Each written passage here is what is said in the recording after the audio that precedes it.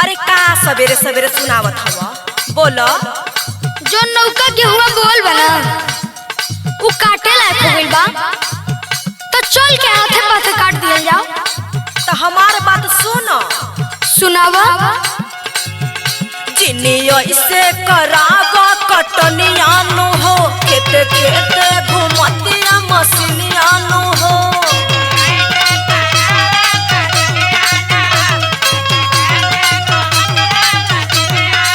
अच्छा ये बात बा।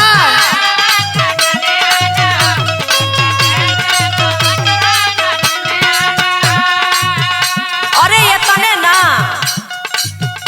जिनियो इसे करावा कटनिया नु हो खेते खेते घुमतिया मसीनिया नु हो।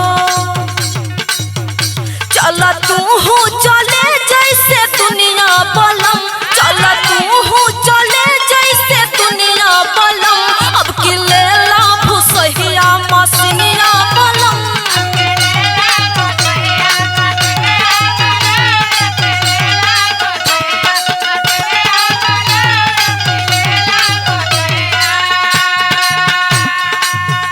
कहो पिछले साल 2 दिन थ्रेसर जो धरा दिले रहनी कमरलू मैं नैहर ससुरा पूरा दुनिया के बता देलू। हाँ तो सुनो हमार बात। रहली जहिया धरावत थ्रेसर नु हो तो हर बढ़त रहे टेम्परेचर नु हो।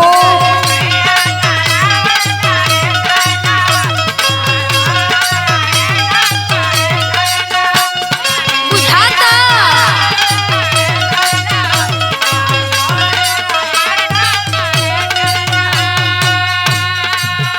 रहली जहिया धरावत थ्रेसर नु हो तो हर बढ़त रहे टेम्परेचर नु हो। जहिया लहकब भुसहिया चलावे गोरी जहिया लहकब भुसहिया चलावे गोरी लगबू घरवे में मुहावा फुलावे गोरी। अरे ना हो ऐसा ना हो।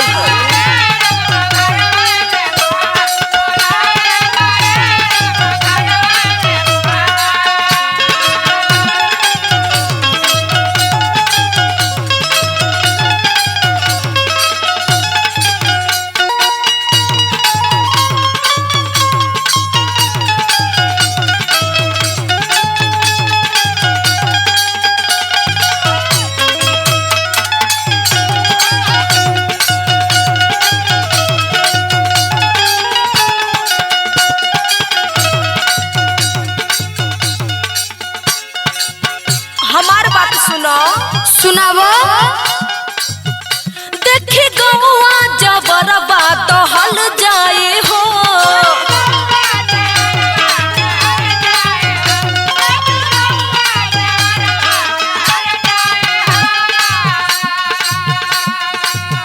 संगहिया न जाके भूसा वो भी चल जाए हो।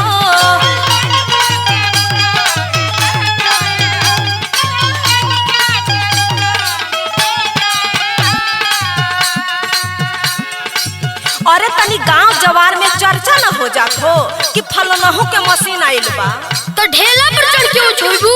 अरे ना ना सुनो। सुनावा। देखी गौआ जबरबा दहल जाए हो संगहिया न जाके भूसा वो भी चल जाए हो। और सुनो। सुनावा। नहीं पारी करे के खटनिया बलम नहीं पारी करे के खटनिया बलम अब कि लेला भुसहिया मसीनिया बलम।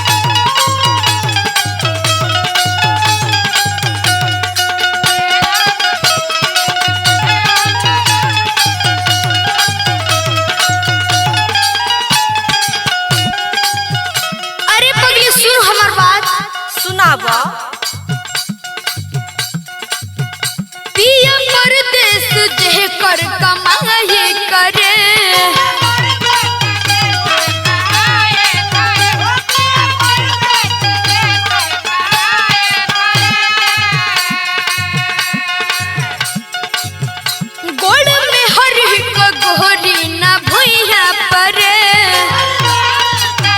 जे जाके परदेश में रुपया कमात ह ओकरे ना घर भरे मशीन ये मशीन ह।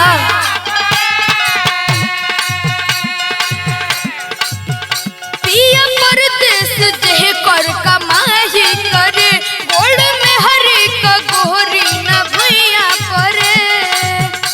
ओ लोगन के इतना सुविधा हो गई बा। अच्छा सुना काम सगरो मशीनिए चलावे गोरी, काम सगरो मशीनिए चलावे गोरी। लगबू घरवे में मुहावा फुलावे गोरी।